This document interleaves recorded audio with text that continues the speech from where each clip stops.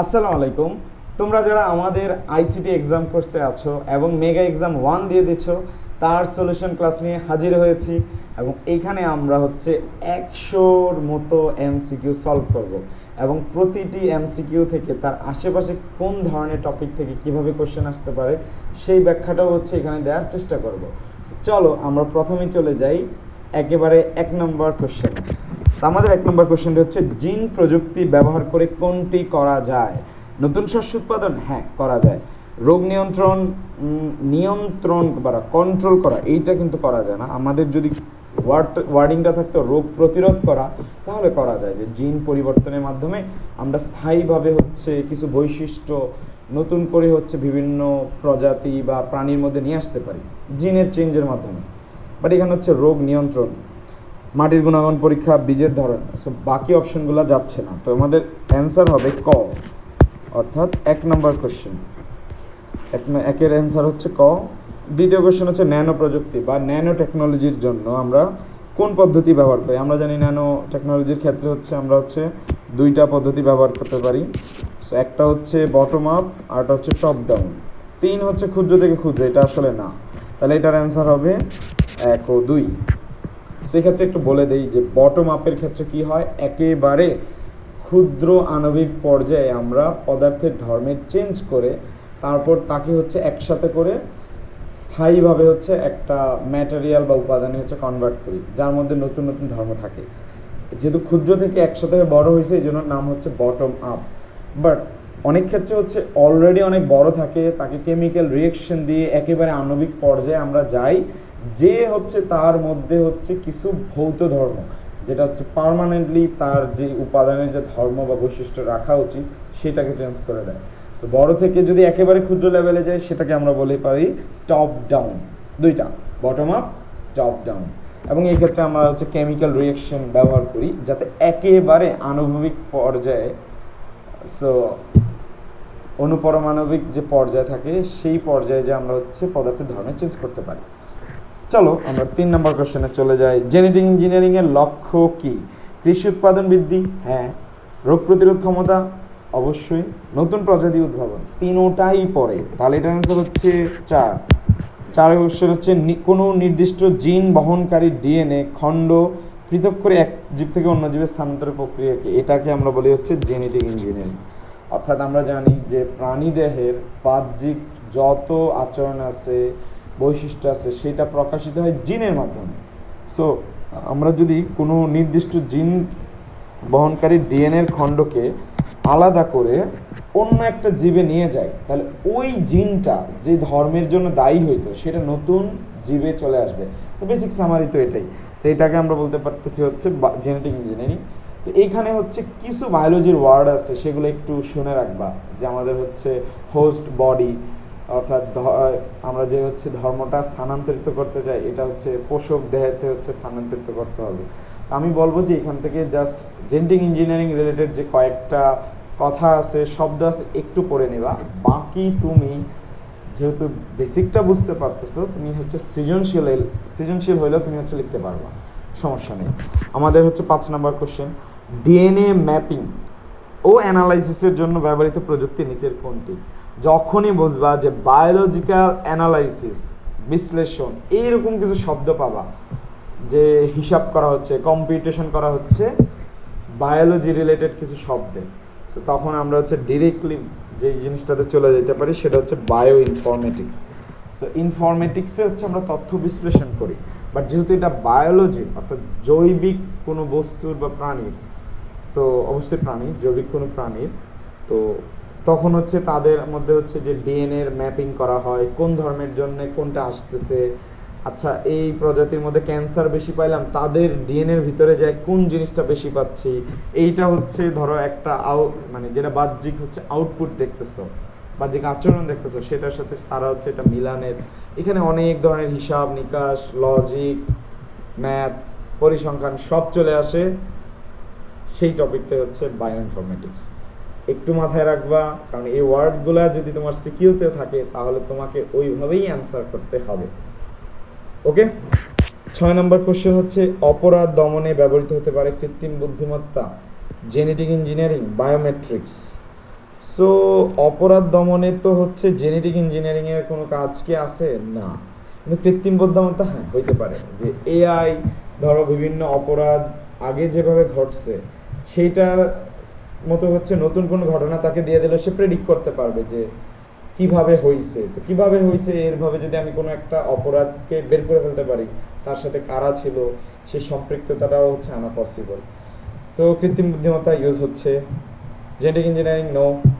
Biometrics yes. তাহলে এটার answer হবে 1 ও 3। ওকে, অর্থাৎ 4 আর কি, ঘ সেটা হচ্ছে 1 ও 3। সাথে হচ্ছে আঙুলের ছাপচিত্র তৈরিতে ফিঙ্গারপ্রিন্ট মেশিন বিবেচনা করে। আমরা যে ফিঙ্গারপ্রিন্ট দিই অনেক কলেজেও থাকে, সেটা হচ্ছে আঙুলের রেখার বিন্যাস, অবশ্যই বিন্যাস ডিফারেন্ট হলে ডিফারেন্ট। ত্বকের টিস্যু ইয়েস। রক্তের গ্রুপ না, রক্তের গ্রুপ তো হচ্ছে চামড়ার নিচে, ওইটার ভিতরে কি আছে ওইটার সাথে ডিরেক্টলি সম্পর্কিত না, তাহলে এটার অ্যান্সার হবে ক 1 ও 2।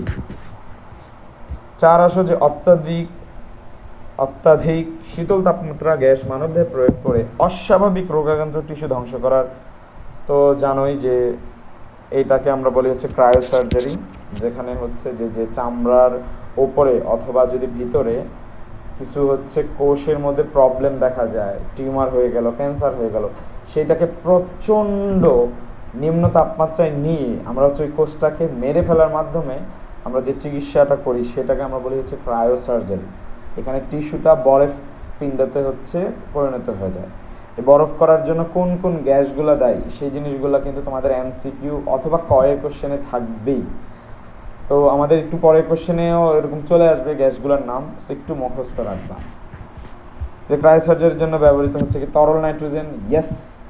সলিড কার্বন ডাই অক্সাইড, একটু বলে দিই, সলিড কার্বন ডাই অক্সাইড মূলত হচ্ছে আমরা অনেক সময় বলি ড্রাই আইস, শুষ্ক বরফ, দেখতে বরফের মতো, বাট এটা আসলে কি কার্বন ডাই অক্সাইডের সলিড ফর্ম, ওকে, কঠিন অবস্থা।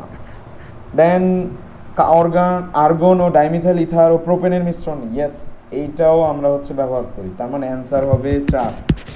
ক্রায়োসার্জারি কিসের জন্য ব্যবহৃত হয়? 10 হচ্ছে ক্রায়োসার্জারির নেতিবাচক দিক।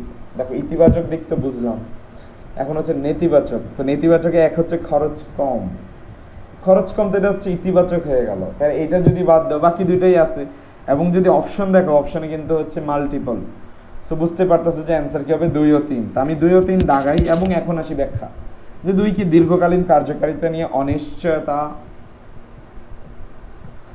থাকে, ঠিক আছে, যে আদৌ ধরো আমি একটা ক্যান্সার ধরো ক্রায়োসার্জারি দিয়ে আমি হাতের একটা ধরো ক্যান্সারের কোষকে হচ্ছে ধ্বংস করে ফেললাম। এখন তোমরা কিন্তু জানো যে ক্যান্সারের একটা জায়গা থেকে আশেপাশের কোষগুলোতে ছড়ায়া যায়। আপাত দৃষ্টিতে মনে হলো যে ওকে আমি কোষটা মেরে ফেলেছি যেটার ক্যান্সার ছিল, তার চারপাশে কিছুই হবে না, বাট দেখা গেল যে অনেক বছর পর সুপ্ত অবস্থা থেকে পাশের কোষগুলো থেকে আবার ক্যান্সার হচ্ছে দেখা যায়। তাহলে এই যে একটা অনিশ্চয়তা থাকে, তো এইটা হচ্ছে নেতিবাচক দিক। 3 হচ্ছে জীবাণু ছড়িয়ে পড়া কোষে কার্যকর নয়, তো হ্যাঁ, সো অনেক ক্ষেত্রে দেখো জীবাণু যখন ছড়ায় যাবে তো ক্রায়োসার্জারি করে কিন্তু ওইটাকে সরাই ফেলতে হবে, ওইটাকে কিন্তু আর বাঁচানোর কোনো ওয়ে নেই। আমাদের 11 নম্বর কোশ্চেনটি হচ্ছে রোবোটিক্সের সাধারণ বিষয়গুলো কি? কৃত্রিম বুদ্ধিমত্তা, মনোবিদ্যা ও যুক্তিবিদ্যা। সো কৃত্রিম বুদ্ধিমত্তা কিন্তু রোবোটিক্সের একটা পার্ট, এবং মনোবিদ্যা কিন্তু ডিরেক্টলি রোবোটিক্সে আসে না। আমরা ধরো হচ্ছে অনেক ক্ষেত্রে হচ্ছে রোবট ও মানুষের পার্থক্য বোঝার জন্য আমাদের মনোবিদ্যার কিছু পার্ট দরকার হয়, বাট এটা ডিরেক্টলি ইনভলভ না। সো এইটাকে এখন ডিরেক্টলি দেওয়ার মতো এমসিকিউ অপশন মনে হচ্ছে না। তো 2 যদি বাদ দাও, আমার কাছে রয়েছে হচ্ছে ক এবং গ। না, 2 বাদ দিলে আমার কাছে অপশন রয়ে গেল শুধু ক, অর্থাৎ কৃত্রিম বুদ্ধিমত্তা, আর 3 হচ্ছে যুক্তিবিদ্যা। অবশ্যই লজিক ছাড়া তো রোবট আসলে চলতে পারবে না। তাহলে আমরা বুঝে গেলাম আমাদের অ্যান্সার হচ্ছে ক। আসো পরের কোশ্চেন, যে কোন প্রযুক্তিটি ইলেকট্রনিক্স, কম্পিউটার সায়েন্স, কৃত্রিম বুদ্ধিমত্তা প্রভৃতি প্রযুক্তির সংমিশ্রণে কাজ করে? এই সব কিছু মিলিয়ে কাজ করবে, অর্থাৎ কম্পিউটার সায়েন্স ও এআই। তো এটা অবশ্যই আর কিছুই না, সেটা হচ্ছে রোবোটিক্স। অ্যাকচুয়েটার হলো রোবটের কি? অ্যাকচুয়েটার হচ্ছে সহজ ভাষায় একটু মনে রাখে, অ্যাকচুয়েটার তুমি মোটর ধরতে পারো, অর্থাৎ মোটরের মাধ্যমে ধরো একটা রোবট তার হাত পা নড়াইতেছে, এই নড়ানোর এই পয়েন্টগুলোতে হচ্ছে অ্যাকচুয়েটার বা মোটর থাকে, যার মাধ্যমে সে ডানে বামে ঘোরা এই কাজগুলো হচ্ছে করতে পারে। তুমি সহজভাবে মোটর ধরে নিতে পারো। তাহলে হাত পা নাড়ানোর যে ব্যবস্থা সেটা হচ্ছে অ্যাকচুয়েটর। ওকে, এখন আসো যে ভার্চুয়াল রিয়েলিটি প্রযুক্তি ব্যবহৃত হয় কিসে? গেম ডিজাইন, হ্যাঁ। ভিআর দিয়ে অ্যাকচুয়ালি গেমটা কেমন ফিল হবে সেটা করা যায়। চিকিৎসা, স্থাপত্য, তিনোটাই হয় আসলে। ভিআর দিয়ে আমরা হচ্ছে বাস্তবে আসার আগেই বাস্তবে দেখতে কিরকম হবে সেই জিনিসটা হচ্ছে দেখতে পারি। তো যেখানেই মনে হবে যে এটা অ্যাপ্লাই করা যায় কিনা তোমরা করে ফেলবা। কেন? কারণ ভার্চুয়াল রিয়েলিটির ক্ষেত্রে আমরা দেখবা যে বইয়ে 10 থেকে 12টা অ্যাপ্লিকেশন দেয়া আছে। সো তুমি এত আসলে মুখস্থ ডিরেক্ট পারবা না, একটু লজিক্যালি চিন্তা করবা যে আমরা হচ্ছে ত্রিমাত্রিক পরিবেশে বাস্তবিক যে উদ্রেকটা সেইটা সিমুলেশন করতে পারি কিনা। যদি মনে হয় পারি, যেমন গেম ডিজাইন, চিকিৎসা, স্থাপত্য হইতে পারে, তাহলে ভিআর অবশ্যই এখানে আছে। স্থাপত্যর ক্ষেত্রে হচ্ছে যে একটা স্থাপত্য কেমন হবে, ব্রিজ হয়ে গেলে কেমন হবে, অনেকগুলো গাড়ি আসলে কেমন হবে, এই সিনারিওগুলো আমরা চাইলে আগে থেকে হচ্ছে ভিআর এর মাধ্যমে উপলব্ধি করতে পারি, বুঝতে পারি।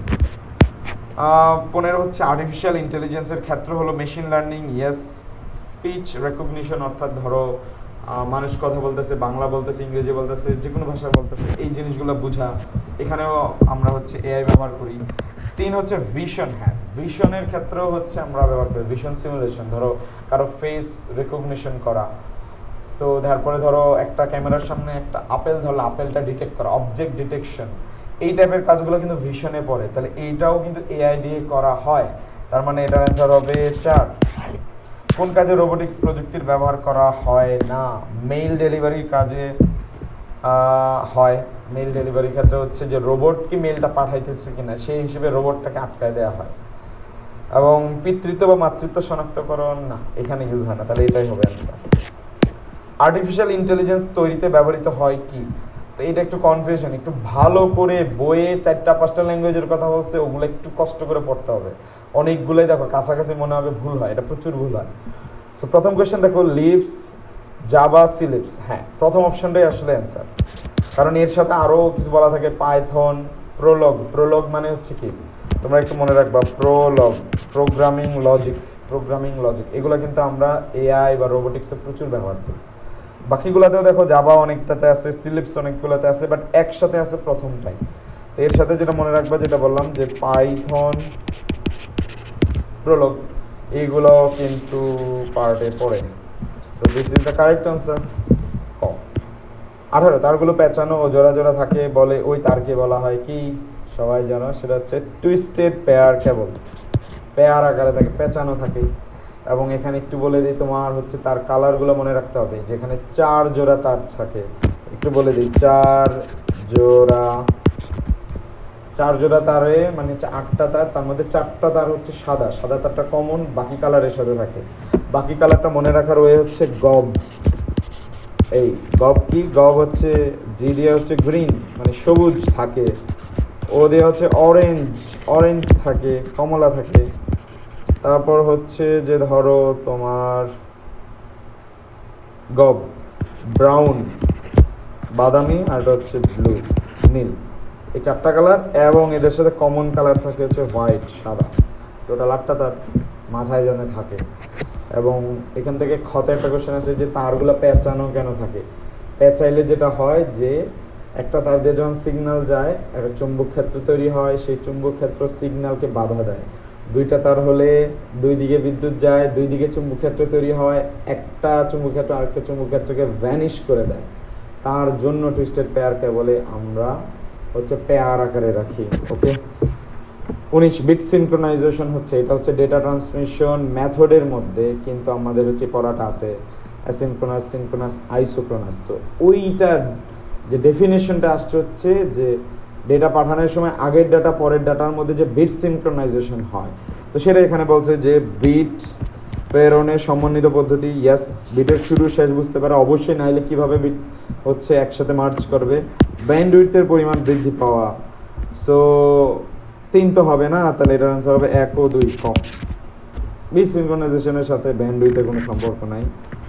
এইচটিটিপির কাজ হচ্ছে ক্লায়েন্ট কম্পিউটারের সাথে সার্ভার কম্পিউটার সংযোগ তৈরি করা। ইয়েস, ব্রাউজারের অনুরোধে সার্ভারে পৌঁছে দেয়া। ট্রু। সার্ভারের সাথে ব্রাউজারের সংযোগ বিচ্ছিন্ন করা, না, বিচ্ছিন্ন কেন করবে? তাহলে 3 বাদ দিলে তো বাকি রইল 1 ও 2। সবচেয়ে বড় হেডিং ট্যাগ কোনটা? আমরা জানি যে H1 থেকে শুরু করে H6 পর্যন্ত আছে এবং H1 নাম্বারিংটা যত ছোট তত বড় হয়, তাহলে এটাই হবে আমাদের কারেক্ট। তার মানে আমাদের অ্যান্সার হচ্ছে ক। কোনো ওয়েবসাইট কাঠামোতে যে কোনো পেজ থেকে সরাসরি হোম পেজে যাওয়া যায়। যে কোনো পেজ থেকে যখন সরাসরি বলছে, চোখ বন্ধ করে আমরা হচ্ছে নেটওয়ার্ক দিয়ে দিতে পারি, কারণ নেটওয়ার্কে সব পেজ থেকে সব পেজে যাওয়া যায়। তো হোম পেজে আর তার ডিফারেন্স কী রইল? হোম পেজে অবশ্যই যাওয়া উচিত। স্ট্যাটিক ওয়েবসাইটের বৈশিষ্ট্য কি? স্ট্যাটিক, ডেটা বারবার চেঞ্জ হয় না, সার্ভারের সাথে কমিউনিকেশন নাই, জাস্ট কিছু ফিক্সড ফাইল। তাহলে ক কি ওয়েব পেজগুলোতে কন্টেন্ট অনির্দিষ্ট থাকে? না, স্ট্যাটিকে ফিক্সড থাকে। ব্রাউজারে দ্রুত লোড হয়? Yes. Static website super duper fast, কারণ এখানে প্রোগ্রামিং ল্যাঙ্গুয়েজ নাই। ব্রাউজার এত বেশি অপটিমাইজ HTML এবং CSS দেখার ক্ষেত্রে। সো একটু মাথায় রাখবা, স্ট্যাটিক ওয়েবসাইটে শুধুমাত্র HTML প্লাস CSS ইউজ করা হয়, কোনো প্রোগ্রামিং ইউজ আমরা সাধারণত করি না। সো অনুরূপ একটা কোশ্চেন আসবে যে ডাইনামিক ওয়েবসাইটের বৈশিষ্ট্য কী? পরে কোশ্চেন হচ্ছে FF000 দ্বারা কোন রং নির্দেশ করা হয়? তো এটা মূলত হচ্ছে RGB কালার কোড। RGB, প্রথম দুইটা হচ্ছে আর এর জন্য, পরের দুই ঘর হচ্ছে জি এর জন্য, পরের দুই ঘর হচ্ছে বি মানে ব্লু এর জন্য। Red, green, blue. তার মানে দেখো গ্রিন আর ব্লু হচ্ছে 00 দেয়া, গ্রিন আর ব্লু হচ্ছে 00 দেয়া। তার মানে মৌলিক রঙের মধ্যে একটাই রয়েছে, সেটা হচ্ছে আর মানে লাল। তাহলে এটার কোশ্চেন হবে অবশ্যই হচ্ছে লাল। সো দেখো এটা মুখস্থ করে পারবে না, কারণ ধরো পরীক্ষার হলে এরকম আসতে পারে 00FF00, তখন আবার যদি RGBর সাথে মিলাও তাহলে দেখো এটা শুধুমাত্র গ্রিনের সাথে মিলে, তার মানে এইটাই কিন্তু আসলে সবুজ কালার। একটু এই জিনিসটা একটু ভালো করে শিখে নেব। যেমন আমি যদি 0000FF বলি, এইটা কিন্তু আমার হচ্ছে নীল কালার। 00000F বলি, এইটা হালকা নীল হবে, কারণ পুরো নীলটা আমরা দিচ্ছি না, আমরা শুধুমাত্র দুইটা ঘরের মধ্যে একটা সামনে 0 রাখতেছে আর একটা শুধু F রাখতেছে। তাহলে 25 নম্বর কোশ্চেন হচ্ছে ডাইনামিক ওয়েবসাইট তৈরি করার জন্য আমাদের প্রয়োজন কি? HTML, CSS নাই, JS, আসলে JS নাই, এই পিটা বাদ, এই JS আসলে এইভাবে লেখে জাভাস্ক্রিপ্ট। ওকে, JS মানে জাভাস্ক্রিপ্ট, পিটা ভুলে আসছে। তাই হচ্ছে PHP, হ্যাঁ তিনোটাই লাগে। HTML তো লাগবেই, তাকে তখন হচ্ছে প্রোগ্রামিং ল্যাঙ্গুয়েজ বা আমরা হচ্ছে জাভাস্ক্রিপ্টে যেটা হচ্ছে স্ক্রিপ্টিং ল্যাঙ্গুয়েজ বলি। তো আমাদের অ্যান্সার হবে 4। 26 হচ্ছে ওয়েবসাইটে পাবলিশ করার জন্য প্রয়োজন কি? তা আমি ওয়েবসাইট বানায় ফেলছি, ডিজাইন করে ফেলছি, এখন পাবলিশ করতে হলে আমার ডোমেইন নেম লাগবে। হ্যাঁ, এমন একটা নাম, ধরো সাপোজ যেমন facebook.com, এইটাকে আমরা বলতেছি ডোমেইন নেম, অর্থাৎ এর মাধ্যমে পুরো ফেসবুকের আইডেন্টিটিটা প্রকাশ পাবে, সবাই মনে রাখতে পারবে। সো ডোমেইন নেম হচ্ছে এই জন্য এমন ক্যাচি রাখতে হয় যাতে হচ্ছে যে কেউ একবার শোনার পর মনে রাখতে পারে। দ্বিতীয় হচ্ছে ওয়েব পেজ ডিজাইন, অবশ্যই তুমি ওয়েবসাইট পাবলিশ করবে, একটা সুন্দর ডিজাইন করবে না HTML দিয়ে। তো 3 হচ্ছে ওয়েব সার্ভারে পেজ হোস্টিং। এখন দেখো তুমি যে ওয়েবসাইটটা বানাইছো এটা আছে তোমার পিসিতে, আর এটাকে যাইতে হবে অনলাইনে। অনলাইনে গেলে পুরো পৃথিবীর সবাই দেখতে পারবে। তো এই অনলাইনে কোনো পিসিতে রাখা, অনলাইনের ওই পিসিটাকে আমরা সার্ভার বলি, তাহলে এই হিসেবে এখানে বলছে ওয়েব সার্ভারে পেজ হোস্টিং। ইয়েস, তাহলে এটার অ্যান্সার হবে 1, 2 ও 3। নেটওয়ার্ক সিস্টেমে ব্যবহৃত প্রধান কম্পিউটারকে আমরা বলি হচ্ছে সার্ভার। ওকে। HTTPর পূর্ণরূপ কি? Hyper text transfer protocol. Hyper text transfer protocol মানে ক। নিচের কোনটি ওয়েব ব্রাউজার? অবশ্যই জানো সবাই, হচ্ছে ক্রোম। আমাদের 30 নম্বর কোশ্চেনটা হচ্ছে IPv6 অ্যাড্রেস কত বিটের? তো IPv6 হচ্ছে আমরা জানি হচ্ছে 128 বিটের। কিভাবে আসলো? সো এটার প্রসেসটা হচ্ছে এরকম যে 1, 2, 3, 4, 5, 6, 7, 8 এবং প্রত্যেকটাতে হচ্ছে 4টি করে হচ্ছে 4টি হেক্সা ডিজিট থাকে। ওকে, এবং আমরা জানি প্রতিটি হেক্সাকে হচ্ছে 4টি বিটে কনভার্ট করা যায়। তাহলে আমরা যদি হিসাব করি এখানের এই 4টা হেক্সা প্রত্যেকটার জন্য, এবং প্রতিটা যেহেতু 4 বিট করে 4 চালা 16 বিট লাগতেছে হচ্ছে একটা ব্লকের জন্য। তো এরকম ব্লক থাকে হচ্ছে 8টা, তাহলে 16 × 8 এটা হচ্ছে 128টা। সো একটু মাথায় রেখো, আমি আবারও বলে দিচ্ছি যে আমাদের 8টা ব্লক থাকে, প্রতিটা ব্লকে হচ্ছে 4টা করে হেক্সা থাকে, এবং আমরা জানি প্রত্যেকটা হেক্সা ডিজিট হচ্ছে 4টা বিট দ্বারা কনভার্ট করা যায়। তার মানে এই 4টার জন্য আমার লাগবে হচ্ছে 16টা। এখানে 16টা, এখানে 16টা, এখানে 16টা, এখানে 16টা, এখানে 16টা, এখানে 16টা, সেরকম করে করে সব মিলায় আসলে হচ্ছে 8টা 16 হচ্ছে 128। আমরা হচ্ছে পরের কোশ্চেনে চলে যেতে পারি যে ডাইনামিক ওয়েবসাইট কোন ধরনের তথ্য থাকে। অবশ্যই ডাইনামিকে কিছু ডেটা বারবার পরিবর্তনশীল, তাহলে এটার অ্যান্সার হবে পরিবর্তনশীল। নিজের HTML করে অ্যাট্রিবিউট কোনটা? আমরা জানি অ্যাট্রিবিউট হচ্ছে যে বাই ডিফল্ট প্রতিটি HTML ট্যাগ কিছু ধর্ম নিয়ে আসে। ধর্ম বলতে কিছু বৈশিষ্ট্য নিয়ে আসে। ধরো সাপোজ H1 ট্যাগ, H1টা দিলে হচ্ছে অনেক বড় হয়ে যাবে টাইটেল, এটা স্বাভাবিক। বাট এখন এই টাইটেলটাকে যদি আমি অন্য কিছু কালারে চেঞ্জ করতে চাই, তার ফন্ট ফ্যামিলিতে চেঞ্জ করতে চাই, যে আমি চাই যে এটা হচ্ছে সবুজ কালার হয়ে যাবে, সেরকম এক্সট্রা কিছু চাইতে হলে আমরা ওপেনিং ট্যাগে হচ্ছে অ্যাট্রিবিউট নিয়ে আসি, যেটা হচ্ছে তার অলরেডি যে বৈশিষ্ট্য দেখানোর কথা তার সাথে এক্সট্রা একটা কিছু দেখায়। তো তোমরা সহজে মনে রাখবা অলওয়েজ অ্যাট্রিবিউট ওপেনিং ট্যাগে দেওয়া হয়। তাহলে এইখানে ওপেনিং ট্যাগের ভিতরে আমরা দেখলাম যে স্টাইল বলে হচ্ছে আমার অ্যাট্রিবিউট আছে, তাহলে এটাই হচ্ছে আমার অ্যান্সার ক। 33 সঠিক HTML কোড কোনটি? তো এখানে যদি একটু ভালো অবজারভেশন করো, হাইটের এখানে হচ্ছে ইনভার্টেড কোনো কমা নেই, তাহলে এটা হবে না। সেকেন্ডটাতে যাইতে দেখো যে সোর্সের পর একটা কমা দিয়ে দিছে, এটাও হবে না। থার্ডে দেখো মোটামুটি কোনো ঝামেলা নাই, এটাই হওয়া উচিত। আচ্ছা, এখানে হচ্ছে একটু ভুল আসছে, সেটা হচ্ছে যে অবশ্যই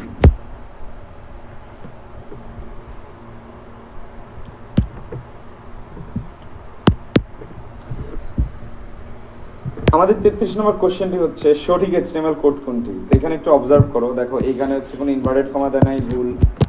এখানে সোর্সের পরে কমা দিছে, এটা ভুল। এইখানে পিক হাইট উইথ সব ওকে আছে, তাহলে এইটাই অ্যান্সার। 4-এ যদি আসো, এখানেও দেখো ইনভার্টেড কমা দেয় নাই, তার মানে আমাদের অ্যান্সার হচ্ছে 3। 34 একটি পেজের সাথে অন্য পেজের সংযোগকে HTML ভাষায় বলে হচ্ছে হাইপারলিংক। এখানে একটু বলে দেই, কানেকশন এটা হচ্ছে জেনারেলি শুধু সংযোগকে বোঝায়। ওয়েবসাইটের ভিতরে এক পেজ সাথে আরেক পেজের কানেকশন আসবে, জেনারিক করে না। সুপার লিঙ্ক এটা আসলে কোনো ওয়ার্ড এক্সিস্টই করে না। রিলেশন এটাও ধরো অনেকটা হিউম্যান সম্পর্ককে বোঝায়, কিন্তু আমার তো দরকার এক পেজ থেকে আরেক পেজের সম্পর্ক, এটা আসলে আমাদের হাইপার লিঙ্ক।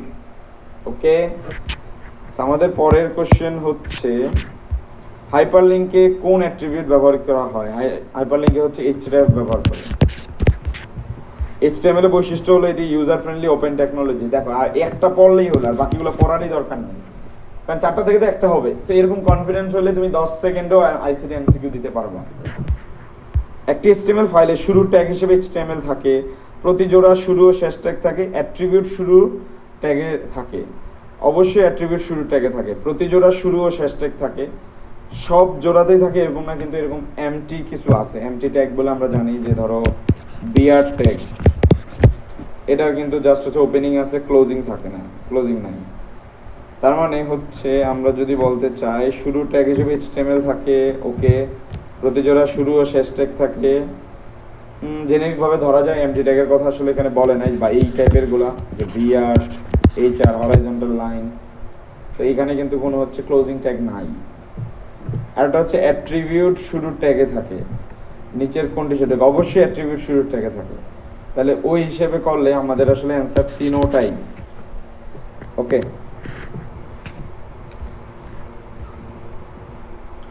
আর এখানে একটু কনফিউশন হইও না যে ভাই প্রতি জোড়াতেই শুরু থাকে না, এমটিতে থাকে না, বাট এখানে আসলে মেজরিটি 95% যেহেতু থাকে, ওই হিসেবে জেনেরিকভাবে আসলে ওইটা মিন করে নাই যে এখানে এমটি ট্যাগের কথাটাও তুমি সিনারিওটা রাখবা। অবশ্যই শুরু থাকে শেষ থাকে, এটা HTML এর ট্যাগের একটা বৈশিষ্ট্য। 38 HTML body font colour HSC exam. Okay, তো এখন বলা হলো যে উদ্দীপকের HSC এক্সাম শব্দের, এই যে HSC এক্সাম এই শব্দের অ্যাট্রিবিউট, মানে ধরো বডির ভিতরে দিছে বাইরে বলটা এক্স দেখাবে, বাট এর উপর এক্সট্রা কি বৈশিষ্ট্য দেওয়া যায়? তো সে তার মধ্যে কি href আসবে না, কারণ এটা তো এই ট্যাগ না। এখন এক যদি বাদ দাও, বাকি হলো 2 আর 3, চোখ বন্ধ করা হচ্ছে 2 আর 3 হচ্ছে দাগ দিয়ে দিবা। বাট একটু ভ্যালিডেট করি, 2 হচ্ছে যে ফেস অবশ্যই আমরা ফন্টের ভিতরে ফন্ট ফেস ব্যবহার করি। ফেস দিয়ে হচ্ছে মূলত ফন্ট ফ্যামিলিটাকে চেঞ্জ করা হয়। সাইজ ইউজ করি আমরা, ফন্টের হচ্ছে সাইজ চেঞ্জ করতে পারি।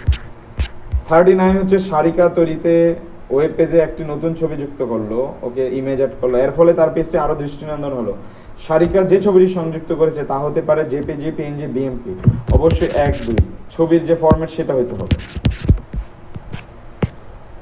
40 ভিআর এর এইচটিএমএল ট্যাগে থাকে না। আমি একটু আগে বললাম ভিআর, এইচআর, এ ট্যাগ, এগুলো সরি এ ট্যাগ না, ভিআর, এইচআর এবং হচ্ছে ইমেজ, এগুলো হচ্ছে আমাদের এমটি ট্যাগ, এর ক্লোজিং থাকে না।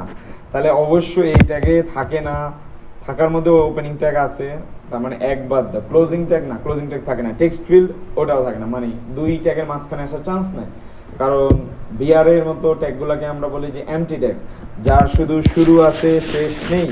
তো এই লজিকে আমাদের অ্যান্সার হবে যে ক্লোজিং ট্যাগ থাকে না, এটাও সত্য। টেক্সট ফিল্ড থাকে না, এটাও সত্য। 2 আর 3, কারণ এক তো থাকে, ওপেনিং ট্যাগ থাকে। কিসের উপর ভিত্তি করে ডেটা ট্রান্সমিশনকে 3 ভাগে ভাগ করা যায়? এটাও একটু আগে বলা ছিল, bit synchronisation, asynchronous, synchronous, isochronous. এখান থেকে একটা কোশ্চেন খুবই কমন আসবে, সেটা হচ্ছে অ্যাসিনক্রোনাস এবং সিনক্রোনাসের মধ্যে কোনটার দক্ষতা বেশি। এমন একটা ম্যাথ করা লাগতে পারে, বোর্ডের জন্য দয়া করে এরকম একটা ম্যাথ করে ফেলবে, ঠিক আছে? ন্যারো ব্যান্ডে টেলিফোনের ক্ষেত্রে কত হার্জ ফ্রিকোয়েন্সি প্রদান করে থাকে? তো এটার অ্যান্সার হচ্ছে 300 টু 3400। বাট এখানে একটু বলে দেই, তোরা যেই ঝামেলাটা করিস, এখানে দুইটা ওয়ার্ড আছে, একটা হচ্ছে রেট আরেকটা হচ্ছে রেঞ্জ। এই রেটের ক্ষেত্রে কিন্তু মনে রাখিস যে ন্যারো ব্যান্ড হচ্ছে 45 টু 300 বিপিএস, ভয়েস ব্যান্ড হচ্ছে 1200 থেকে 9600 বিপিএস, আর ব্রডব্যান্ড হলে আমরা জানি 1 এমবিপিএস প্লাস। বাট সমস্যা হচ্ছে এখানের একটাতেও তো আমার 45 থেকে 300 বিপিএস দেয়া নাই, এই জায়গাটাতেই ভুল, খেয়াল কর। এখানে কিন্তু হার্জ ফ্রিকোয়েন্সি চাওয়া হয়েছে, এখানে কিন্তু বিপিএস চায় নাই, বিট পার সেকেন্ড চায় নাই। তো এই রেঞ্জের ক্ষেত্রে অবশ্যই মনে রাখবা যে রেঞ্জের ক্ষেত্রে আবার হচ্ছে যে ন্যারো ব্যান্ডেরই হচ্ছে ভ্যালু হচ্ছে 300 থেকে 3400। তো অ্যান্সার আমাদের খ। একটু লজিকগুলো বুঝি আমরা, আবার কি বলবা, রেট রেঞ্জ দুটাকে সেম ধরে ফেলবা, বলবা ভাই বাসাতে পড়ে আসলাম 45 টু 300, এখানে তো 45 টু 300 নাই, বুঝে নিবা, ছোট ছোট ওয়ার্ডগুলো ধরবা।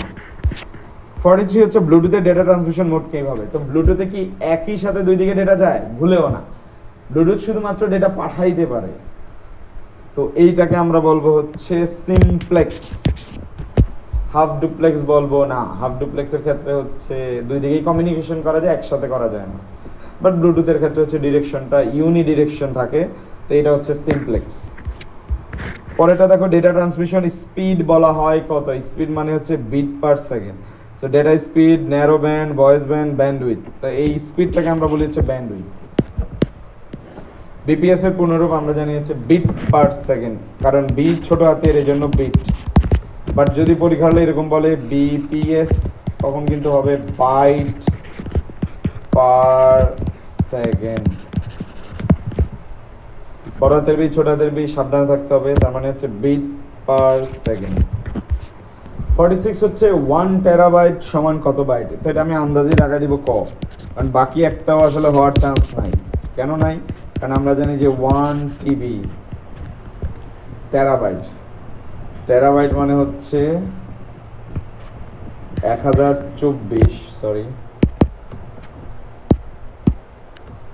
1024 গিগাবাইট। আবার আমরা জানি যে 1 গিগাবাইট সমান হচ্ছে 1024 মেগাবাইট। সো এত বড় ভ্যালু তো বাকি তিনটা হবে না। আর মন না চাইলে এই 1024 বারবার গুণ দিতে থাকো, অবশ্যই তুমি 1 টেরাবাইটের ভ্যালু পেয়ে যাবে। যে অ্যান্সারও কিন্তু দেখো লাস্টে বলা আছে কত বাইট, তার মানে বিটে নেওয়া লাগবে না, সাবধান, অনেকে আবার বিটে নিয়ে নাও, একটু সতর্ক থাকি। ওকে, তাহলে অ্যান্সার হচ্ছে ক। কোনটি কোএক্সাল কেবলের ডেটা সিগন্যালকে ইএমআই, ইলেকট্রোম্যাগনেটিক ইন্ডাকশন থেকে রক্ষা করার জন্য ব্যবহৃত হয়? মেটালিক ফরেন না প্লাস্টিকের জ্যাকেট, কিছুটা সলিড কপার ওয়্যার, না, মেটালিক শিল্ড, সিন্ড না, এটা আসলে শিল্ড হবে। সামহাও সান্ডা থেকে মনে সিন্ড চলে আসছে, বাট এটা আসলে মেটালিক শিল্ড। তো এটার অ্যান্সার এটা হবে। তো এখানে একটু কনফিউশন হবে, বইয়ে মেটালিক শিল্ড দেখবা পাবা না। বইয়ে ধরো যে ডানের এই ছবিটার দিকে একটু তাকাও, সেন্টারে আছে কপার ওয়্যার, ডাইইলেকট্রিক থাকে, তার উপরে একটা ফয়েল শিল্ড থাকে, এর উপরে থাকে ব্রেইডেড শিল্ড। এই ব্রেইডেড শিল্ডটাই আসলে মূলত মেটালিক শিল্ড। তার মানে বই হিসেবে এই মেটালিক শিল্ডটাই কিন্তু তোমাকে ধরো হচ্ছে বাইরের এক্সটার্নাল ইলেকট্রোম্যাগনেটিক যে ইন্ডাকশন এই জিনিসগুলো থেকে হচ্ছে আমাদেরকে বাঁচায় রাখে। তো এটা হবে মেটালিক শিল্ড। এবং মনে রাখবা যে এটা বইয়ে হচ্ছে দেখা গেছে যে তোমার ডিরেক্টলি মেটালিক শিল্ড না বলে ওইটা ধরো ব্রেইডেড শিল্ড বলে। সো বোথ আর সেম। ওকে, ব্রেইডেড শিল্ড আর মেটালিক শিল্ড সেম। 48 আসো, 10 বেস 5 এটা হচ্ছে আমার থিকনেট, আর 10 বেস 2 এটা হলো থিন নেট। 2 যেহেতু একটু চিকন, 5 যেহেতু একটু মোটা, মনে রাখো 10 বেস 5 মানে থিকনেট, 10 বেস 2 মানে হচ্ছে থিন নেট। 49 ওয়াইফাই এর প্রাথমিক ফ্রিকোয়েন্সির ব্যান্ড কত? 2.4 গিগাহার্টজ। যারাই দেখবা যে ওয়াইফাই রাউটার কনফিগার করতে যাও, দেখবা যে মাঝে মাঝে আসে যে 2.4 গিগাহার্টজ নাকি হচ্ছে 5 গিগাহার্টজ। সো বুঝতে পারছো 2.4 থেকে কিন্তু ওয়াইফাইটা শুরু হয়, এই জন্য রাউটার সেটিংও কিন্তু 2.4 আমাদের হচ্ছে অনেকের ইন্টারনেট মানে রাউটার থেকে হচ্ছে কনফিগার করা থাকে। আর 5Gটা বললে হচ্ছে বলে দেয় আর কি। তৃতীয় প্রজন্মের ডেটা ট্রান্সফারের রেট কত ছিল? সেটা আসলে 2 Mbps এর বেশি। সেগুলো একটু মাথায় রাখবা যে থার্ড জেনারেশনে 2 Mbps, আর যদি হচ্ছে ফোর্থ জেনারেশন ধরো তাহলে কিন্তু 3 MB থেকে প্রায় হচ্ছে তোমার 1 Gbps পর্যন্ত চলে গেছে। 1 Gbps। ওকে, আর এখন তো জানো যে 5 জেনারেশনে আসলে লিমিটলেস, তো এটা এখন আসলে ফিক্সড নেই।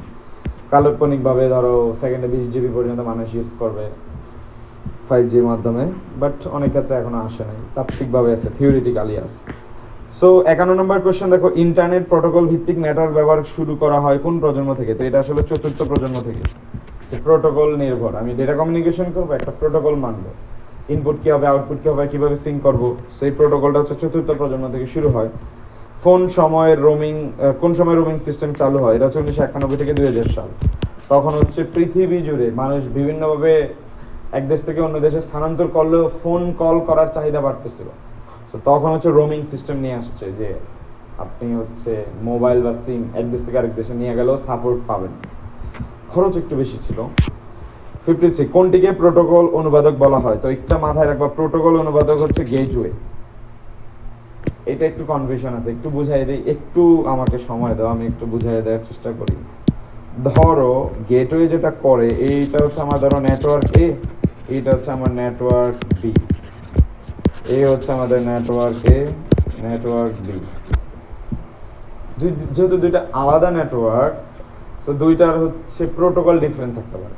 এখন এই দুই প্রোটোকলকে কানেক্ট করতে হলে মাঝখানে আমরা যাকে নিয়ে আসি সেইটাই হচ্ছে আমাদের গেটওয়ে।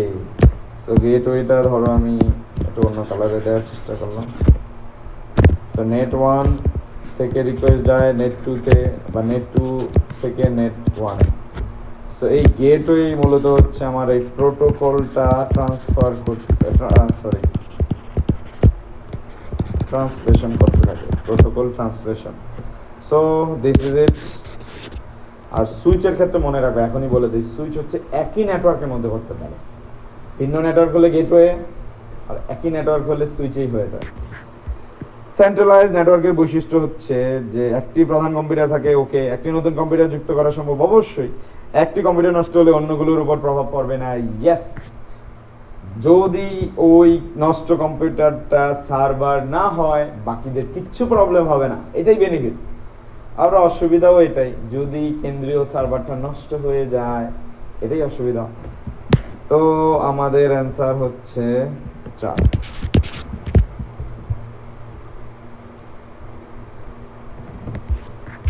55 ম্যাশ নেটওয়ার্কে 60টি নোড আছে, কতগুলো তার লাগবে? তো আমরা ম্যাশের ক্ষেত্রে হচ্ছে নোড ফর্মুলা জানি n × n-1 divide by 2।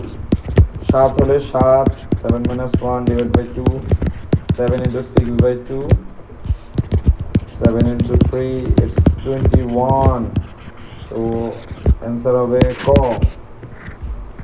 56 4G network LTE, এটা বলার কিছু নাই, মোবাইল চালাও, মোবাইলে 4G তে দেখে নিতে পারো। 57 বাস টপোলজির প্রধান সংযোগ লাইনকে কি বলে? কি বলে? Backbone, backbone. বড় ধরনের নেটওয়ার্ক গঠনে বেশি সুবিধা দেয় কোনটি? তো এইটা একটু কনফিউশন হয়, আমার মতে হচ্ছে ট্রি টপোলজিটা বেটার। যদি বিশাল নেটওয়ার্ক রাখতে চাই, কোথায় কি প্রবলেম হলে খুব ইজিলি ডিটেক্ট করতে চাই, বাট অনেক ক্ষেত্রে হচ্ছে ম্যাশকে আগায় রাখে, কারণ ম্যাশে যেহেতু প্রতিটা ডিভাইসের সাথে প্রতিটা ডিভাইসের সম্পর্ক, কোনো লেয়ার ওয়াইজ কোনো ডিপেন্ডেন্সি থাকে না। তো অনেক ক্ষেত্রে আবার হচ্ছে ট্রি ম্যাশ মিলায় জিলায় বলতে বলে, কারণ ম্যাশ ভালো, সবার সাথে কানেক্টেড হয়ে যায়, বাট প্রচুর কেবলের দরকার হয়, খরচ অনেক বেশি। তো হিসেবে ট্রি এবং ম্যাশ মিলায় হাইব্রিড হইতে পারে, বাট যদি ডিরেক্টলি এখানে কোশ্চেন দেওয়া হয় তাহলে প্রেফারেবল হবে ম্যাশ থেকে অবশ্যই ট্রি, কারণ ম্যাশে প্রচুর খরচ। আর একটা ডিভাইসের সাথে প্রত্যেকটা ডিভাইসের হচ্ছে তার দিয়ে কানেক্ট করা অনেক জটিল, কষ্টসাধ্য। 59 হচ্ছে কোন টপোলজিতে হাব নষ্ট হয়ে গেলে সম্পূর্ণটাই অচল হয়ে যায়? সেটা আর কি স্টার, কারণ এইখানে থাকে হচ্ছে হাব, তার সাথে হচ্ছে device 1, device 2, device 3, device 4,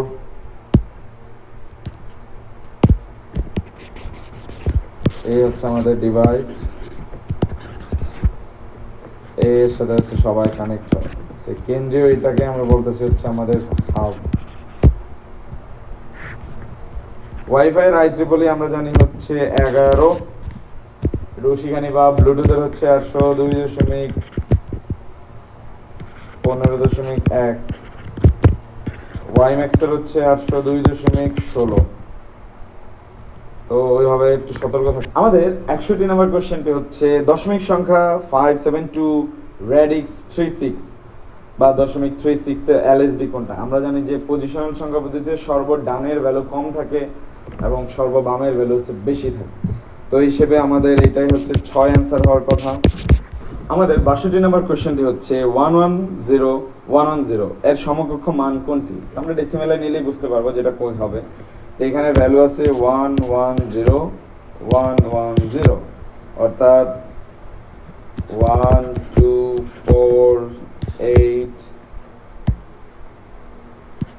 16 32। So এখানে খেয়াল করে দেখো যে আমরা যদি হচ্ছে ডেসিমালে নেই, 32 আর 16 হচ্ছে 48, 32 16 48, 4 হচ্ছে 52, 52 2 হচ্ছে 54। সো তার মানে এটার অ্যান্সার হচ্ছে এইটুকু পর্যন্ত মিলছে। এখন আমরা নিব হচ্ছে 3 যদি বাদ দেই তাহলে রইল হলো 1 ও 2, 1 ও 2 আছে হচ্ছে 4, তাহলে এটার অ্যান্সার হচ্ছে 4। কত সহজ। পরের কোশ্চেন হচ্ছে ABC এর সমতুল্য মান হলো, খুব ইজিলি বিট করে ফেলা যাবে। সো ABC এর ক্ষেত্রে হচ্ছে আমরা যদি একটু খেয়াল করে দেখি, ABC হচ্ছে 3 ডিজিটের, ডেসিমালে আছে 2 ডিজিটের, হেক্সার 3, ডেসিমালে মিনিমাম 3 এর বেশি হইতে হবে। তো এখানে 2, এটা কখনোই হবে না। তো এই ক্ষেত্রে আমরা হচ্ছে বাদ দিয়ে দিলে 1 ও 2 হচ্ছে অ্যান্সার। তার মানে পুরো ম্যাথ কিন্তু করা লাগবে না, MCQ তুমি পারলেই হলো। বাবা সংখ্যাটির সমতুল্য দশমিক সংখ্যা কত? তো আমরা জানি যে বাবা বেজ হচ্ছে 16, এটাকে আমরা কিভাবে লিখব? b এর ভ্যালু হচ্ছে 11, 16⁻³ প্লাস a এর ভ্যালু হচ্ছে 10, 16 স্কয়ার প্লাস b এর ভ্যালু হচ্ছে 11, 16⁻1 আর a হচ্ছে আবার 10, 16⁻0। তো এইখান থেকে হিসাব করলে দেখবা আসবে 47702, তাহলে এই হচ্ছে আমাদের অ্যান্সার। 65 কোশ্চেনটা অনেক বেশি মজার, খেয়াল করে দেখো। এ হেক্সাতে 10 বাইনারিতে 7 হচ্ছে 8, সো এইটার যে মাঝখানে যোগ করতেছে, যোগের মান কি হতে পারে? তো চলো আমরা হচ্ছে খুব দ্রুত যোগটা হচ্ছে ডেসিমালে নিয়ে নেই, তার কাজটা করার সুবিধা হবে। এর ভ্যালু কিন্তু ডেসিমালে হচ্ছে 10 এর সমান, 10 হচ্ছে বাইনারিতে 2 এর সমান, 7 হচ্ছে অক্টালে 7 এরই সমান, তাহলে হচ্ছে 19। তো তো 19-এর যদি আমরা হচ্ছে বাইনারি নেই 1100 কি হবে? হ্যাঁ হবে। 238 হবে। এটা একটু দেখা যেতে পারে যে 19কে আমরা 8 দ্বারা ভাগ করলাম, 8 দুগুণা 16, 3 8 দিলে হচ্ছে 0 0 2, তার মানে 23। হ্যাঁ 23 অক্টালও আছে। হেক্সাতে নিতে হলে 19কে হচ্ছে আমি 16 দ্বারা ভাগ দেব, 16 একে 16, অবশিষ্ট 3 থাকবে, 16 দ্বারা করলে 0 1 1 3, তার মানে এটা হচ্ছে 1 3 16ও কারেক্ট। তাহলে এটার অ্যান্সার হবে 1 2 3 1 2 3। আমাদের পরের কোশ্চেন হচ্ছে উদ্দীপকে y ইকুয়াল টু 0 কখন হবে? আমি একটু চিত্রটা জুম করি, খেয়াল করে দেখো যে এখানে এ থেকে একটা লাইন বের হয়েছে, নট গেট দিয়ে পাস হচ্ছে, তাহলে এবার, এবং এটা হচ্ছে এন্ড গেট দিয়ে পাস হচ্ছে, তাহলে এটা হবে এবি। আর এটা যদি অর গেট, তো অর গেট দিয়ে হচ্ছে পাস হলে ওয়াই এর ভ্যালু হবে এবার প্লাস এবি। খুবই সহজ। তারপর এইখানে ওয়াই এর ভ্যালু কখন 0 হবে? যেহেতু এটা মানে অর অপারেশন, তার মানে আমাকে দুইটাই 0 হইতে হবে, এবারও 0 হইতে হবে, এবিও 0 হইতে হবে। তাহলে এবার 0 হইতে বলে খুব ভালো করে একটু চিন্তা করি যে এবার আমার 0 হবে যদি এ এর ভ্যালু কি থাকে, অবশ্যই 1।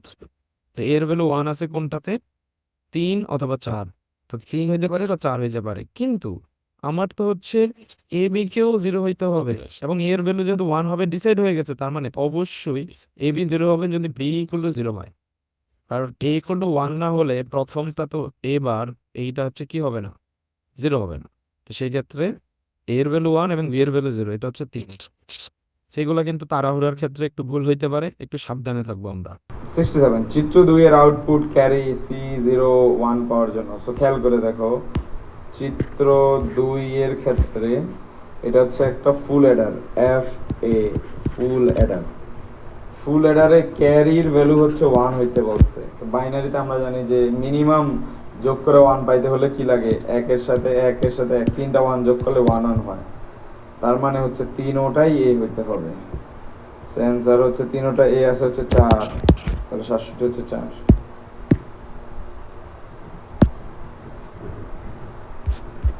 68 হচ্ছে বুলিয়ান এক্সপ্রেশন।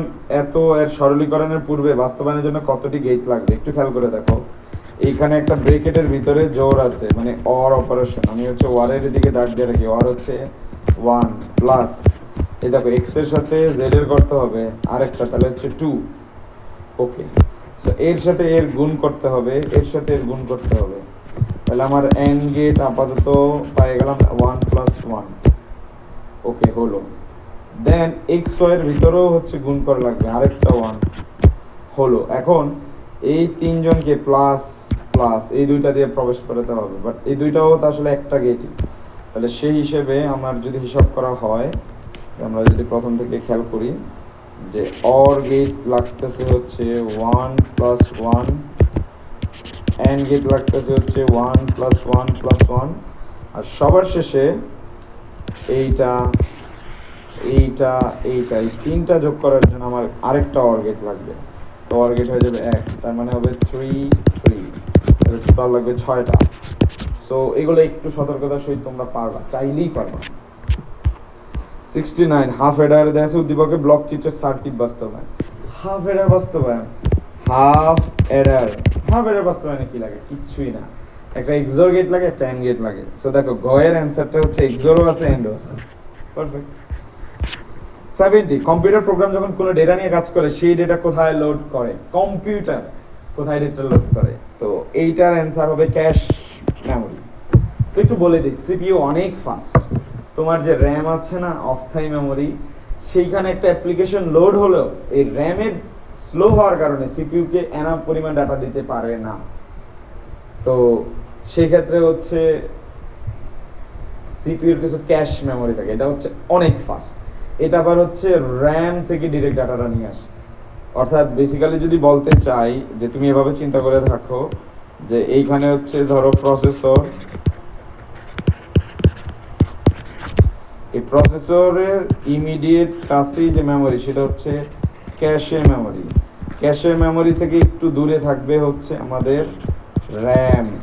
এই র্যাম ক্যাশে দুইটাই কিন্তু অস্থায়ী মেমোরি, তার মানে ওই হিসেবে এইটাও দেওয়া উচিত না। বাট না, আমরা হচ্ছে ক্যাশে মেমোরি দিব, কারণ এটা প্রায়োরিটি ওয়াইজ আগে আসবে, ঠিক আছে। বাট বেসিক্যালি বুঝতে পারতেছো যে র্যাম যে আমরা ইউজ করি যে কোনো সফটওয়্যারের ক্ষেত্রে, র্যাম কিন্তু অস্থায়ী মেমোরি। তো র্যামও যেহেতু স্লো থাকে, সিপিইউর জন্য আরেকটু ফাস্ট মেমোরি নিয়ে আসি, সেটা হচ্ছে ক্যাশে মেমোরি।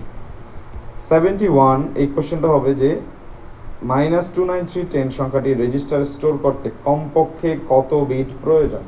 তা আমরা কিন্তু জানি যে 8 বিট দিয়ে আমরা হচ্ছে 255 পর্যন্ত সংখ্যা আমরা রিপ্রেজেন্ট করতে পারবো 0 থেকে,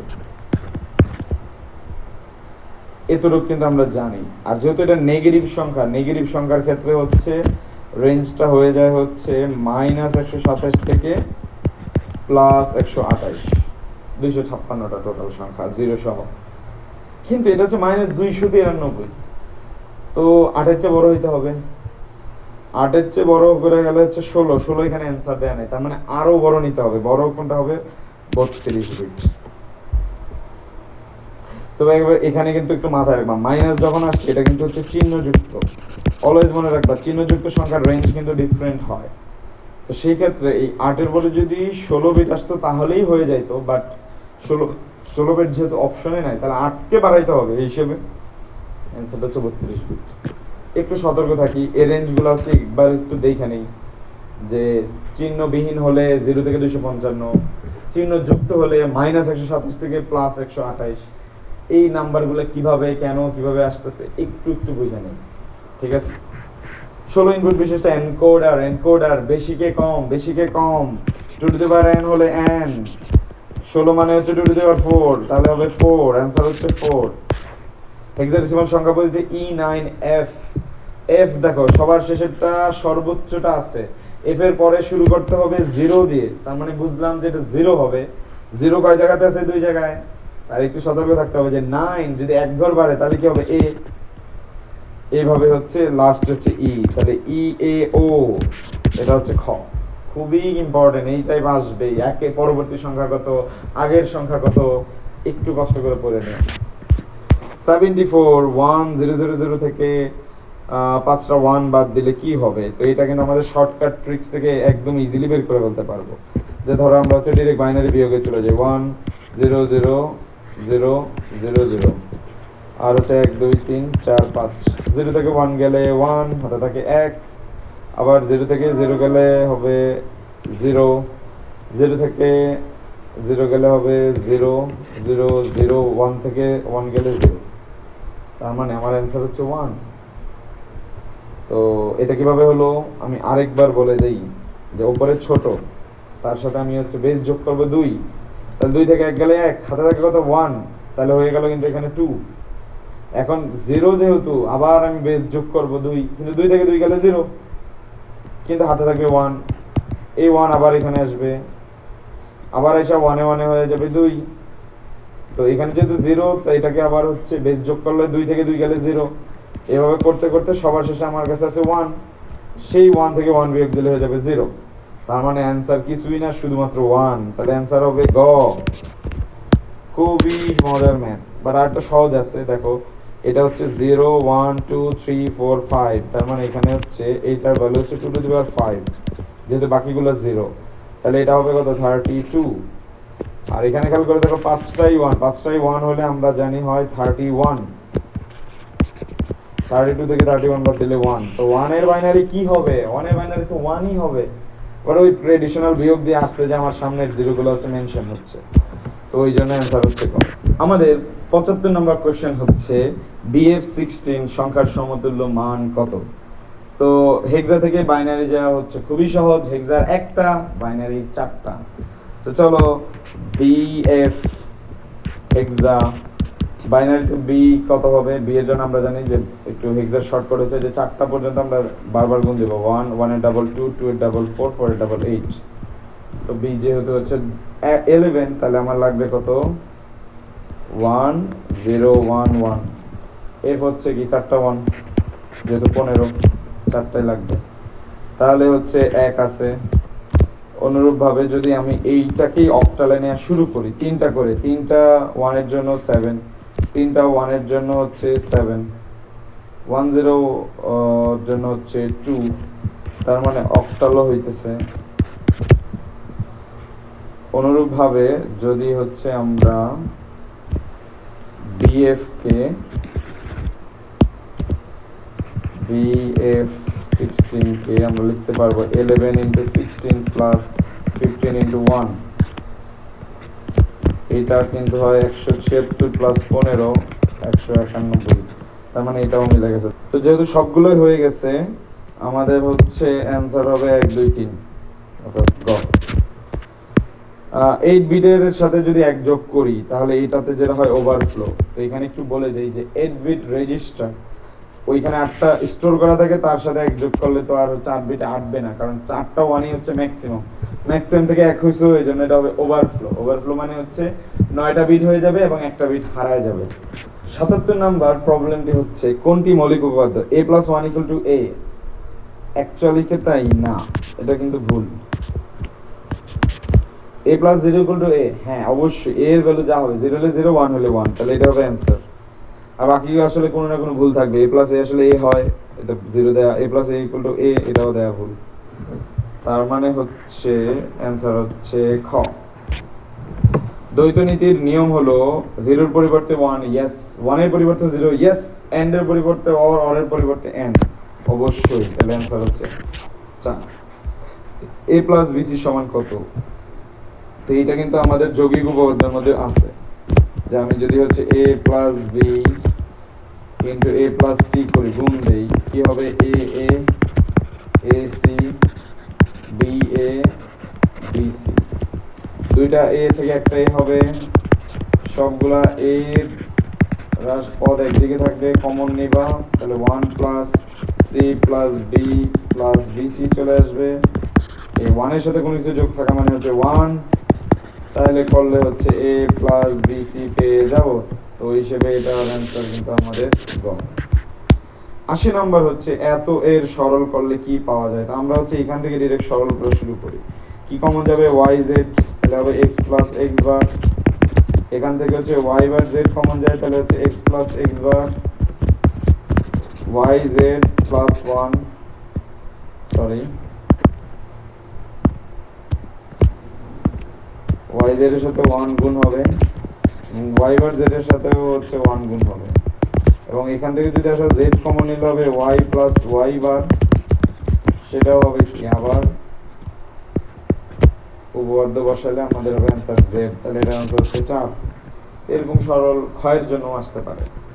নিজের কোনটি 16 বিটের কোড? আমরা জানি ইউনিকোড হচ্ছে 16 বিটের, ABCD IC 8 বিটের, BCD 8 বিটের, ASCII 8 বিটের, অর্থাৎ এটা 8, এটা 8, সরি BCD হচ্ছে 4, ABCD IC 8, আর ইউনিকোড হচ্ছে আমাদের 16। এটা মনে রাখি আমরা, ওকে। 82 হচ্ছে ANSI এর পুনরূপ। ANSI হচ্ছে আমেরিকান ন্যাশনাল স্ট্যান্ডার্ডস ইনস্টিটিউট, ঠিক আছে, ক হচ্ছে অ্যান্সার। এই ANSI কিন্তু হচ্ছে তোমার ANSI কোড হচ্ছে প্রথম হচ্ছে দেয়া ছিল ANSI 7 ছিল 7 বিটের, পরে 1 বিট বাড়ে ANSI 8 এ হচ্ছে কনভার্ট করছে, এবং এই ANSI কোড থেকে কিন্তু ASCII কোড হচ্ছে জেনারেট হয়েছে। অর্থাৎ যেটা বলতে চাচ্ছে, ASCII ফার্স্ট ভার্সন ছিল ASCII 7, তারপর আসছে হচ্ছে ASCII 8, ASCII 7 8 দুইটাই হচ্ছে ANSI হচ্ছে প্রকাশক ছিল। ফুল অ্যাডারের ক্ষেত্রে 3টি ইনপুট a1 b = 0 c = 1 হলে আউটপুটের যোগফল কি হবে? যোগফল তার কিছুই না, a + b + c, তো 1 + 0 + 1 হলে যোগফল 0 হয়, হাতে যেটা থাকবে সেটা হয়ে যাবে ক্যারি 1, যে c1 হিসেবে রাখতে পারি। তাহলে আমাদের যোগফল কিন্তু দাঁড়াচ্ছে হচ্ছে 0 এবং ক্যারি হচ্ছে 1, যোগফল তাহলে 0। যদি বলা হয় হাতে কত থাকবে, তাহলে 1 হয়ে যেত। আর যদি 3টা 1ই হইতো, 3টা 1 হলে তো আমরা জানি 3টা 1 এর যোগফল হচ্ছে 1 1, তখন যোগফল 1 ক্যারি 1।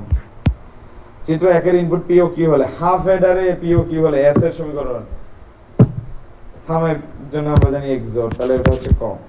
আর যদি ক্যারি থাকতো তাহলে হচ্ছে এন্ড হইতো, এই পি আর কিউ এর গুণ হইতো। এটা যাতে মাথায় থাকে, ঠিক আছে। হাফ অ্যাডারের সার্কিট খুব ইম্পর্টেন্ট। 85 কোন ভাষায় লিখিত প্রোগ্রাম কম্পিউটার সরাসরি বুঝতে পারে? মেশিন ভাষা। মেশিন ভাষা বলতে হচ্ছে 0 এবং 1 দ্বারা যেই ভাষা আমরা লিখি, নিচের কোনটি চতুর্থ প্রজন্মের ভাষা? মনে রাখবা, একটু বলে দিই, বাজারে যত প্রোগ্রামিং ল্যাঙ্গুয়েজ আছে মেজরিটি হচ্ছে থার্ড জেনারেশন ল্যাঙ্গুয়েজ। আর যদি ডাটাবেজ রিলেটেড কোনো হচ্ছে তুমি প্রোগ্রামিং ল্যাঙ্গুয়েজ পাবে, এটা সাধারণত ফোর্থ জেনারেশন ল্যাঙ্গুয়েজ হয়। সো নিচের কোনটি চতুর্থ প্রজন্মের? চতুর্থ মানে বোঝা গেছে যে ডাটাবেজের কিছু থাকবে, ডাটাবেজের হচ্ছে এসকিউএল আছে, ফোর্থ অ্যান্ড সি অ্যালগো, কিন্তু ডাটাবেজের না। সো এইভাবে একটু লজিক্যালি মনে রাখবে। বাট থার্ড জেনারেশনে কখনো ডাটাবেজের কিছু থাকবে না, যে ধরো এসকিউএল, মাইএসকিউএল, একটু সতর্ক থাকলেই হয়ে যায়। Third generation, fourth generation. 87, যে প্রোগ্রাম উৎস প্রোগ্রাম, উৎস মানে সোর্স, যেটা হচ্ছে তুমি লিখছো সোর্স প্রোগ্রামকে যান্ত্রিক, যান্ত্রিক মানে হচ্ছে মেশিন ভাষায় অনুবাদ করে বস্তু প্রোগ্রাম, বস্তু মানে হচ্ছে অবজেক্ট কোড, যেটা কম্পিউটার বুঝতে পারে, তাকে আমরা বলি অনুবাদক প্রোগ্রাম। অনুবাদক কিন্তু দুই টাইপের হয়, কম্পাইলার হয়, ইন্টারপ্রেটার হয়, একটু মাথায় রাখি। কম্পাইলার হচ্ছে কোড বাই কোড, অর্থাৎ পুরো কোড হচ্ছে সে এক্সিকিউশন করে। ইন্টারপ্রেটার হচ্ছে লাইন বাই লাইন, অর্থাৎ পুরোটা করে না, যেই কয়েকটা লাইন দেওয়া হয় সেই কয়েকটা লাইন হচ্ছে বারবার রিপিটেড, তারপর হচ্ছে আগে। এই যে প্রোগ্রামকে ধাপে ধাপে সমাধান করাকে সুন্দর ভাষায় অ্যালগোরিদম বলে, এবং অ্যালগোরিদমের চিত্রটার রূপ হচ্ছে ফ্লো চার্ট বা প্রবাহ চিত্র, দুটো আসলে সেম। 89, ফ্লো চার্টে কি আমি এক ব্যবহার করি না, এরকম কিছু আমরা কিন্তু ডিরেক্ট ব্যবহার করি না, তাহলে অ্যান্সার হবে 2 ও 3। ঠিক আছে, তো একের কাছাকাছি কি হতে পারতো, যে এরকম প্রসেসের বক্স থাকতে পারতো, বাট ওটা কিন্তু বর্গক্ষেত্র না, আয়তক্ষেত্র। সো একটু মাথায় রাখতে হবে যে ফ্লো চার্টের ক্ষেত্রে প্রসেস, কোনো প্রক্রিয়া, প্রসেস অথবা প্রক্রিয়ার জন্য আমরা হচ্ছে আয়তক্ষেত্র ইউজ করি, নট বর্গক্ষেত্র। 1 নং ধাপ দ্বারা কি বোঝায়? 1 নং ধাপে যেহেতু ডিম্বক আছে, তার মানে এটা হচ্ছে শুরু হবে। 5 ধাপও শুরু, 3 ধাপ হচ্ছে শর্ত, 2 হচ্ছে ইনপুট নেওয়া, 4 হচ্ছে প্রসেস করা। তো এগুলো একটু মাথায় রাখতে হবে যে ডিম্বক এন্ড হওয়া, শুরু হওয়া, ডিম্বক প্রকৃতির হয়। সামান্তরিক হইতে হলে হচ্ছে ইনপুট অথবা আউটপুট কিছু হবে, এটা হচ্ছে শর্ত বা কন্ডিশন, শর্ত বা কন্ডিশন। 91 হচ্ছে সি প্রোগ্রামিং ভাষা, ইন্টিজার টাইপ ডেটার ইনপুট হচ্ছে খুবই সোজা, %d, %d হচ্ছে ইন্টিজার, আর ফ্লোট হচ্ছে %f, ক্যারেক্টার হচ্ছে %c, আর ডাবল হলে হইতে হবে lf, লং ফ্লোট, সেটা হচ্ছে ডাবল। সো একটু মাথায় রাখবা। আমি বাকিগুলো একটু বলে দেই, যে যদি ফ্লোট হইতো %f, যদি ক্যারেক্টার হইতো %c, যদি ডাবল হইতো it's same as float but it is updated version, অর্থাৎ লার্জ, তো এটাকে আমরা হচ্ছে লার্জ ফ্লোট, lf। একটু মনে রাখতে হবে। আইডি হচ্ছে ইন্টিগ্রেটেড ডেভেলপমেন্ট এনভায়রনমেন্ট, অর্থাৎ এমন একটা সফটওয়্যার যেখানে তুমি প্রোগ্রাম শুধু রান করা না, প্রোগ্রাম দিয়ে একটা প্রজেক্ট বানাইতে হলে যা যা থাকা দরকার সব কিছু কম্পাইল করে একটা সফটওয়্যারে দিয়ে দিয়েছে, সেইখানে তুমি কোড লিখবা, সেটা দিয়ে প্রজেক্ট বানাবা, সেই এনভায়রনমেন্টটাকে বলা হয় আইডিই, ইন্টিগ্রেটেড ডেভেলপমেন্ট এনভায়রনমেন্ট। আমাদের 93 তে আছে প্রোগ্রামিং এর একটা এমসিকিউ, একটু জুম করে দেখি যে এইখানে দেখো ফার্স্ট লাইনে এইখানে একটা ভুল দেখা যাচ্ছে, যে এই জায়গাতে খেয়াল করে দেখো যে সেমিকোলন দেয়া নাই, শুধু কমা দেয়া আছে। সো এইটা একটা এরর। স্ক্যানএফ এখানে একটু ভুলে গ্যাপ আসছে, এটা আসলে গ্যাপটা নাই, %c। থার্ড ওকে, রিটার্ন ওকে। তো উপরের প্রোগ্রামে ভুল স্টেটমেন্ট কোনটি? সো অবশ্যই যেহেতু হচ্ছে সেমিকোলন দেয়নি, সেমিকোলন না দিলে পুরো কোড চলবে না, তাহলে এটার অ্যান্সার হচ্ছে, কারেক্ট অ্যান্সার হবে CHR, এটা খুবই সুন্দর করে সেমিকোলন, সো সেমিকোলন না দিলে ভুল হয়ে যাবে। Standard library function, standard library function বলতে হচ্ছে stdio থেকে যেই আমাদের ইনিশিয়ালি যে হেডার ফাইলে যে ফাংশনগুলো থাকে, এই ক্ষেত্রে printf, scanf কিন্তু stdio.h থেকে আসে, ইনপুট আউটপুট থেকে। পাওয়ারটা কিন্তু না, পাওয়ারটা কিন্তু আসতে হয় ম্যাথের math.h হেডার ফাইল থেকে। তাহলে স্ট্যান্ডার্ডের ক্ষেত্রে হচ্ছে 1 ও 2 পড়ে গেছে। স্ট্রাকচার প্রোগ্রামিং এর ধারণা দেন, এটা হচ্ছে এডগার ডি কস্ট্রো। সো এইটার হচ্ছে ইংরেজিতে হচ্ছে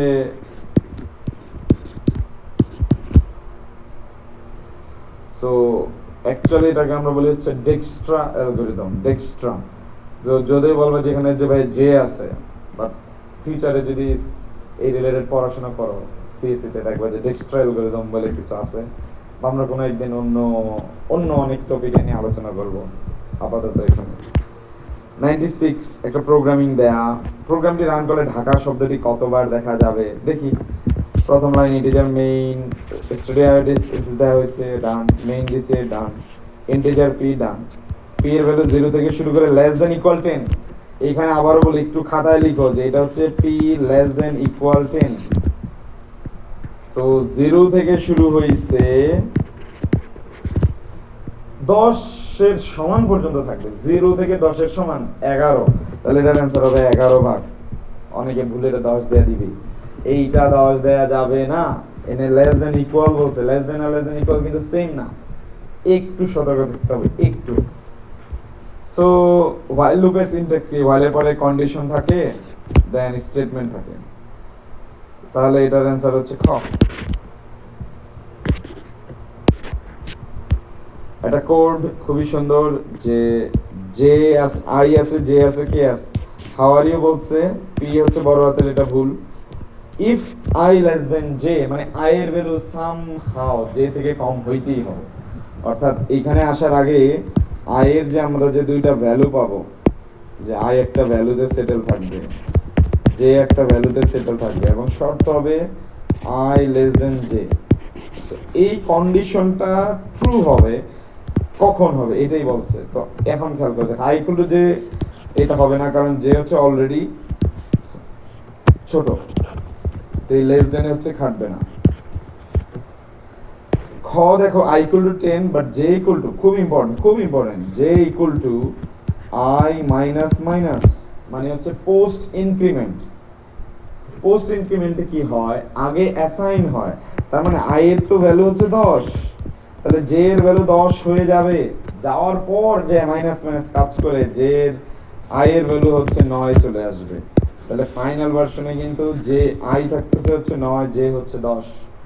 আই হচ্ছে 9, জে হচ্ছে 10, তাহলে সেই হিসেবে আমাদের খই অ্যান্সার হয়ে যাওয়ার কথা, কারণ একটাই হবে, বুঝে গেছে।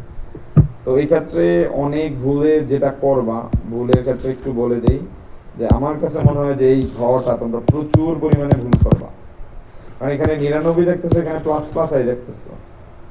তো প্লাস প্লাস আই হয়ে গেলে কিন্তু ঝামেলা। কেন?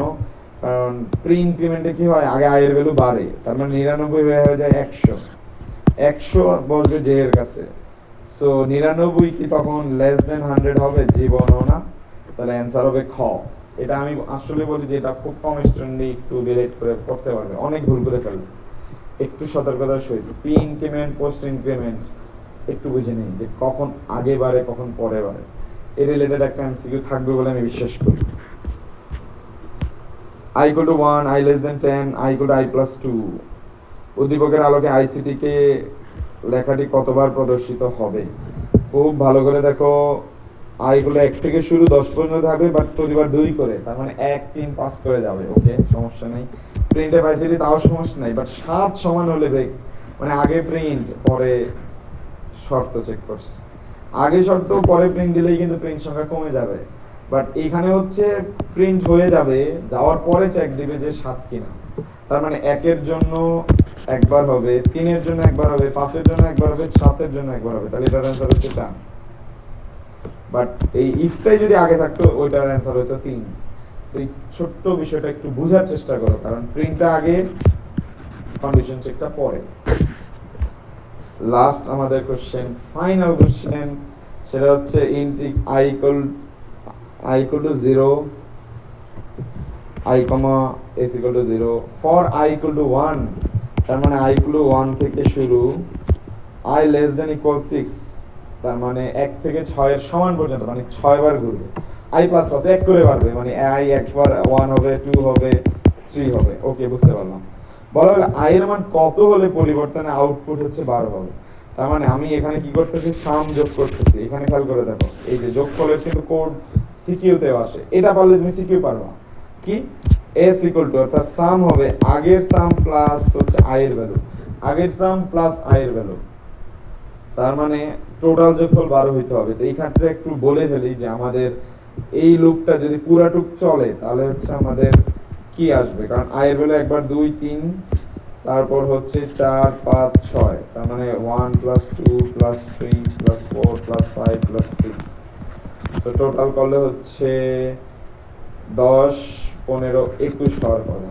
এটা হচ্ছে টোটাল যোগফল 21 21। এখন 21 হলে হবে না, আমার লাগবে হচ্ছে 12, তার মানে এখান থেকে কিছু বাদ দিয়ে 12 বাইর করতে হবে। সো বাদ দিয়ে 12 করতে হলে হচ্ছে আমাকে 3টা জোড় সংখ্যা লাগবে, কারণ 3টা বেজোড়ে তো আসবে না। তার মানে বেজোড়গুলো অ্যাভয়েড করার জন্যই আমাদের শুধু কোড লিখতে হবে, আর কিছুই না।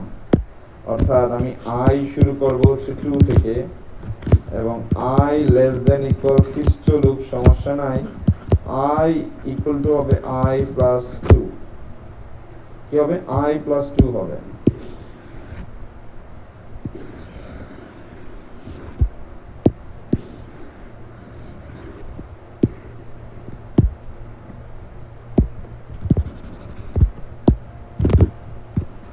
আই এর কেসে আই ইকুয়াল টু হবে I plus 2।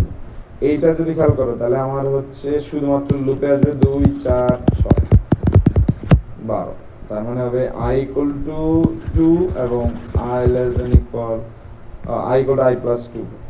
I equal two 2, I equal to I plus 2 আছে হচ্ছে 4, তাহলে আমাদের অ্যান্সার হচ্ছে 4।